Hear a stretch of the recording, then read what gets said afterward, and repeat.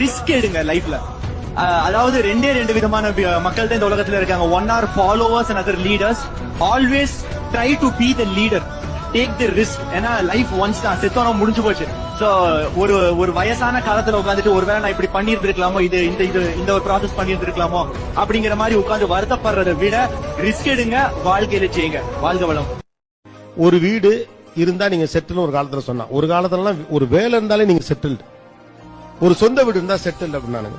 அப்புறம் அந்த வீடு பெங்களூர்ல இருக்கணும் நானும், ரைட்டா? ஒரு வீடுன்னா பத்தாவது ட்ரிபிள் பெட்ரூம் இருக்கணும் அப்படின்னாங்க.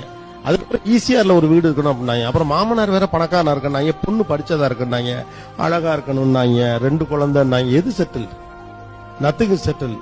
மைண்ட் அளவுல நீங்க செட்டில்டா ஃபீல் பண்ணீங்கன்னா, கன்வின்சிங்கா ஃபீல் பண்ணீங்கன்னா, திருப்தியா இருந்தீங்கன்னா அதுதான் செட்டில். அது 10 லட்சத்திலயும் நடக்கலாம், 10 கோடியிலயும் நடக்கலாம். கொண்டே வச்சு மூடிட்டு ஒரு நாள் கழிச்சு 3 நாள் கழிச்சு பால் தெளிப்பாயன்ல, அதான் செட்டில்மெண்ட்.